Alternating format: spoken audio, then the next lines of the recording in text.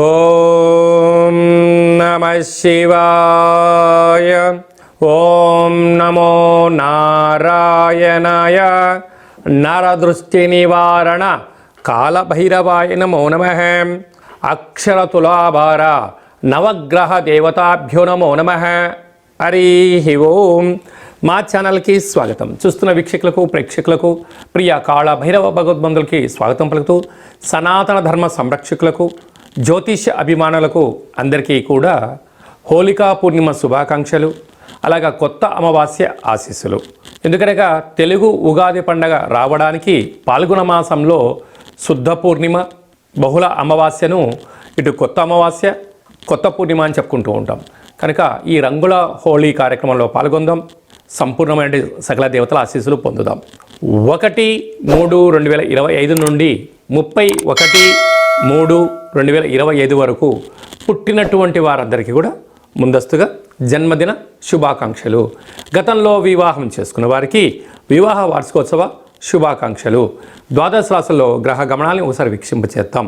వృషభ రాశిలో దేవగురు బృహస్పతి సంచార స్థితి, మిథున రాశిలో కుజ భగవానుడు సంచార స్థితి, కన్యరాశిలో కేతు భగవానుడు సంచార స్థితి, కుంభరాశిలో ఏడాది తర్వాత 30 సంవత్సరముల తర్వాత రవి భగవానుడు శని భగవానుడితో కలిపి సంచారం చేయడం.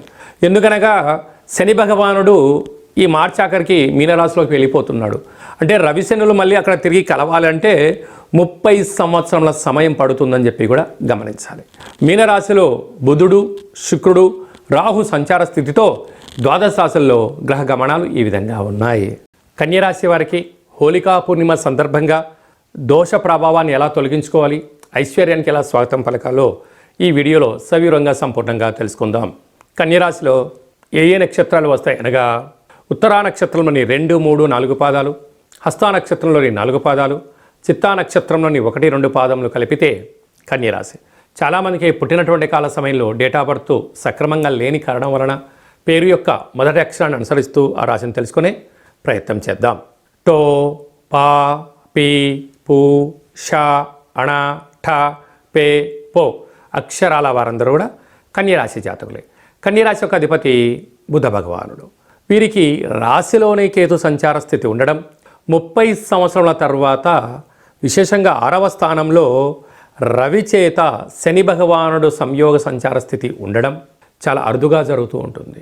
కనుక రుణ సమస్యలు, రోగ సమస్యలు, శత్రు సమస్యలు, అనారోగ్యము, ఈతిబాధలు, అప్పులతో కూడుకున్న ఇబ్బందులు, మీరు ఏదైనా మాట్లాడితే తప్పు, మాట్లాడకపోతే కూడా తప్పు. ఎందుకనగా పర్సుల ప్రభావం అలా ఉంటుంది. అంటే గతంలో మీరు ఏదైనా ఇబ్బంది చేసినప్పుడు అవి ఇలాంటప్పుడు డెవలప్ అవ్వడం, మీరు గతంలో అలా చేశారు కనుకనే నీకు ఇప్పుడు శిక్ష అని చెప్పి వాళ్ళు చెప్తూ ఉంటారు. అదే కాకుండా సప్తమంలో బుధుడు, శుక్రుడు, రాహు సంచార స్థితి, త్రిగ్రహ సంచార స్థితి ఉన్నప్పుడు భర్తల మధ్యనో, ప్రేమికుల మధ్య, అండదమ్ముల మధ్య కొత్త వ్యవహారాలు ప్రారంభించేటువంటి కాల సమయంలో సైన్యము అనగా కార్ డ్రైవరు, ఇంట్లో పనిచేసేవారు, అనేక మందితో కూడుకున్న ఒక వ్యక్తి జీవితం కనుక మీరు ఎక్కడ తప్పులు చేస్తారా అక్కడ మిమ్మల్ని తొక్కేయాలని చెప్పి అనేక మంది ఎదురు చూస్తూ ఉన్నారు. కనుక దయచేసి వీలైనంత వరకు అప్పుల పాలు కాకుండా, ఆవేశభరితమైన నిర్ణయాలు తీసుకోకుండా ప్రతి విషయాన్ని క్షుణ్ణంగా పరిశీలించి చిరునవ్వుగా స్వీకరించండి. మీరు ఏది స్పందించొద్దు, అవును అనొద్దు, కాదు అనొద్దు. కొంతకాలం గ్రహస్థితి అనుకూలించేంత వరకు మౌనంగా ఉండండి. ఇన్ని వేల వీడియోలలో మీరు ఈ వీడియో చూస్తున్నారు అన్నట్లయితే మీరు నవగ్రహ అక్షర తులాభార మహోత్సవ కార్యక్రమంలో పాల్గొనే సమయం ఆసనమైంది, నవగ్రహ దేవతలను స్మరించే సమయం ఆసనమైందని చెప్పి గుర్తుపెట్టుకోవాలి. అలాగే అక్షర తులాభారంలో పాల్గొనడం, స్మరించడం, ధ్యానించడం వల్ల ఈ కష్టాలన్నీ కూడా తామరాకు మీద నీటి బొట్టును ఎలా కదిలి వెళ్ళిపోతాయో మీ సమస్యలు కూడా సునాయాసంగా వెళ్ళిపోతాయి. లేకపోతే నిద్రలేని రాత్రులు గడపడం, అనారోగ్యము, కోపము, ఆవేశము, మీరు కోపిష్టివారు అని చెప్పి అనేక రకాల ఇబ్బందులకు కన్యరాశి వారు ఇబ్బంది పడే సమయం ఉంది. కనుక ప్రతి విషయాన్ని క్షుణ్ణంగా వినండి, చిరునవ్వుగా స్వీకరించండి. ఈ గడ్డు కాలాన్ని మౌనంగా నెట్టుకుపోండి, అంతా మంచిగా ఉంటుంది. స్వయం వృత్తులు, సేవారంగాలు, హోటల్ వ్యాపారాలు, చేతి వృత్తులు, అలాగే సాఫ్ట్వేర్, హార్డ్వేర్, యానిమేషన్స్, క్రియేటివిటీ రంగాలుగా ఉండబడిన వారికి ఓపిక చాలా అవసరం అని చెప్పి గుర్తుపెట్టుకోగలగాలి. మార్చి నెలలో అనగా పాల్గొన మాసంలో శుక్లపక్షం నుండి బహుళపక్షం వరకు విజయము మనం సాధించగలగాలి అన్నప్పుడు ముఖ్యమైన తిథుల గురించి క్లుప్తంగా సవివరంగా సంపూర్ణంగా తెలుసుకుందాం. 6వ తారీఖున 3వ నెల అక్షయకాల భైరవాష్టమి, అలాగనే 13వ తారీఖున పాల్గొనమాస శుక్లపక్ష హోళికా దహన హోళికా పూర్ణిమ. కనుక కొత్త పూర్ణిమకు స్వాగతం పలుకుతూ పాత తెలుగు ఉగాది పండుగకు స్వాగతం పలికేటువంటి పాల్గొన పూర్ణిమ తిథి ఎందున రంగుల హోలీ అనేది చేస్తూ ఉంటాం మనం. కనుక దయచేసి అందరూ సహజసిద్ధ రంగులతోనే ఆడుకోండి. ఎలాంటి హానికరం లేనటువంటి జీవనాన్ని పొందే మానవ ప్రయత్నం చేయండి. 22వ తారీఖున కాళభైరవ బహుళాష్టమి, అక్షయ కాళభైరవాష్టమి స్వామివారి పూజలో పాల్గొందాం. 29వ తారీఖున తెలుగు ఉగాది చివరి అమావాస్య, పాల్గొన అమావాస్య. అది ఏ కాకుండా షష్టగ్రహ కూటమితో కూడుకున్నటువంటి అమావాస్య. కనుక వీలైనంత వరకు అందరూ కూడా 28, 29 అంటే 27 రాత్రి నుంచి 3 రోజులు ముఖ్యమైన పండుగలు పనులు కానీ దూరవాయు జల ప్రయాణాలు కానీ పెట్టుకోకపోవడం ఉత్తమోత్తంగా భావించగలగాలి. అది ఏ కాకుండా మనమందరము కూడా కొత్త సంవత్సరానికి మనం స్వాగతం పలకబోతున్నాం. కనుక వీలైనంత వరకు ఇంట్లో మనకు చాలా ప్రాంతాల్లో చాకలి వాళ్ళు ఉంటారు. వారికి అమావాస్యకు ఒక రోజుల ముందర కానీ వారిని భార్యాభర్తలను కూర్చోబెట్టి లేకుంటే అమ్మాయిని కూర్చోబెట్టి బొట్టు పెట్టి అమ్మాయికి చీరె సారె గాజులు ఇంట్లో పసుపుతో కూడుకున్నటువంటి పదార్థాన్ని వండి ఇంటి యజమానికి వాహనానికి కానీ ఫ్యాక్టరీకి కానీ దిష్టి తీసి వారికి చాకలి వాళ్ళకు ఇవ్వడం వలన చాలా అద్భుతమైన మంచి ఫలితాలు ఉంటాయి. అంటే చాకలి వారిని ఇంటి ఆడపిల్లతో సమానం అంటూ ఉంటాం. కనుక సంవత్సరపు చివరి అమావాస్య రోజున ఇలా చేయడం వలన ఈ గత సంవత్సరంలో అంటే ఈ సంవత్సరం అనుభవించే కష్టాలంతా కూడా పులి స్టాప్ పెట్టి నరదృష్టిని నివారించే ఏకైక ఒక మార్గంగా భావించగలగాలి. అలా కుదరకపోతే ఈ కింది నెంబర్ మీరు సంప్రదించినట్లయితే మన యొక్క కాళభైరవ స్వామి యొక్క దేవాలయంలో ఇలాంటి కార్యక్రమాన్ని ఆచరింపచేయడం జరుగుతుందని చెప్పి కూడా మీరు గమనించాలి. అలాగను ఈ తెలుగు ఉగాది పండుగకు వేడుకలు పలుకుతూ కొత్త ఉగాది మనకు నూతన తెలుగు సంవత్సరానికి స్వాగతం పలుకుతూ ఇంకనూ విజయం సాధించాలి అన్నట్లయితే ఈ యొక్క పాత్ర కంచు పాత్ర. అంటే అందుకే కంచు మోగినట్టు కనకము మోగదు గదరాసుమతి అని చెప్తూ ఉంటారు.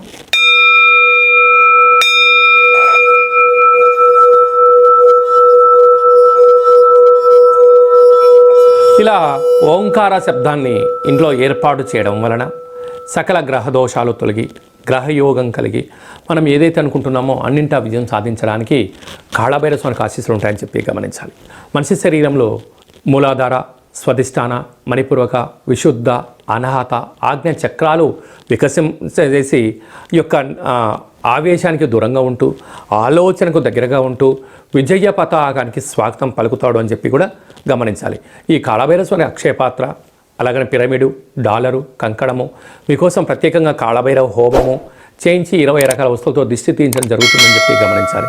కనుక మనం అందరం కూడా కలియుగ కాలంలో ఏదైనా సాధించాలన్నా, శాసనం చేయాలన్నా, సాధించాలన్నా కాళభైరవ స్వామి స్మరణ చాలా అవసరం అని చెప్పి గుర్తు పెట్టుకోగలగాలి.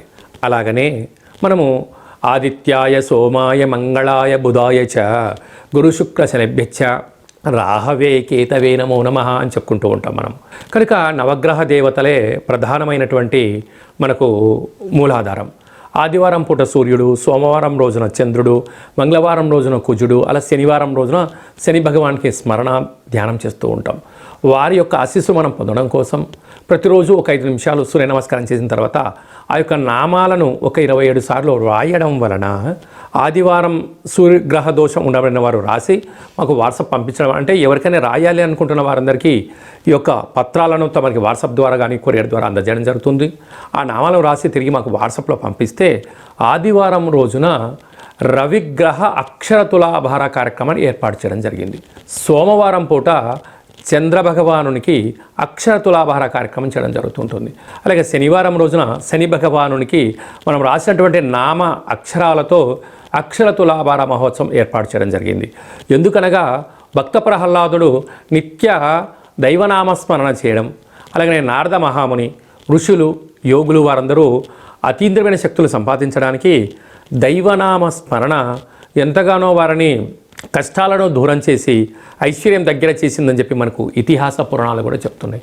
కనుక మనం కూడా అక్షర తులాభారంలో పాల్గొందాం, గ్రహ దోషాలను తొలగించుకుందాం, అనుకున్న విజయాలను, ఆయుష్ను, ఆరోగ్యాన్ని అన్నింటా ప్రసాదించాలని నవగ్రహ దేవతల్ని వేడుకుందాం.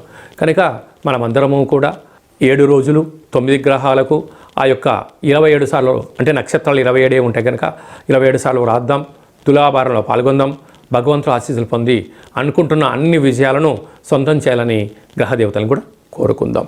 అలాగనే మీ వ్యక్తిగత జాతకం తెలుసుకోవాలనుకుంటున్నారా? మీరు పుట్టినటువంటి తేదీ, నెల, సంవత్సరం, సమయం మీరు రాసి పంపిస్తే 100 సంవత్సరాల జాతకాన్ని రాసి పంపించి మీరు పుట్టినప్పుడు గ్రహ గమనాలు ఎలా ఉన్నాయి, రాబోయే కాలం ఎలా ఉండబోతున్నాయి అనే సవివరంగా సంపూర్ణంగా తెలియజేయడం జరుగుతుంది. చాలామందికి డేటా బర్త్లో లేనటువంటి వారికి మీ పేరు యొక్క మొదటి అక్షరాన్ని అనుసరిస్తూ ఆ రాశి యొక్క స్థితిగతులను తెలియచేస్తూ రమణ శాస్త్రం ద్వారా అనగా గవళ ద్వారా కాళభైరవ ఉపాసన చేత భూత భవిష్యత్ వర్తమానాన్ని తెలియజేయడం జరుగుతుంది. కనుక వ్యక్తిగత జాతకం తెలుసుకుందాం, సంవత్సరానికి వీడుకోలు పలుకుదాం, కొత్త సంవత్సరం యొక్క ఆదాయ వేళ ఎలా ఉందో తెలుసుకొని జీవితాన్ని అంధకారంలో లేకుండా వెలుగులో పొంది అద్భుతమైన జీవితానికి స్వాగతం పలికే మానవ ప్రయత్నం చేద్దాము అనేటువంటిది చేసి మనం ముందుకెళ్దాం. కనుక వ్యక్తిగత జాతకం తెలుసుకోవాలనుకుంటున్న వారందరూ కూడా ఈ కింది ఫోన్ నెంబర్ ద్వారా ఆన్లైన్ ద్వారా కానీ ఆఫ్లైన్ ద్వారా కానీ వాట్సాప్ ద్వారా కానీ సంప్రదించి అపాయింట్మెంట్ తీసుకొని సంప్రదించగలరు.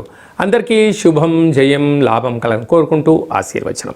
ఓం శతమానం భవతి శతాయు పురుష సతేంద్రియ ఆయుష్యేవేంద్రియే ప్రతిష్టతి ధనం ధాన్యం బహుపుత్రలాభం శత సంవత్సరం దీర్ఘమాయు సర్వే జనా సుఖినో భవంతు లోకా సమస్తా సుఖినో భవంతు సర్వం కాళభైరవ దేవతార్పణమస్తు. హరి ఓం.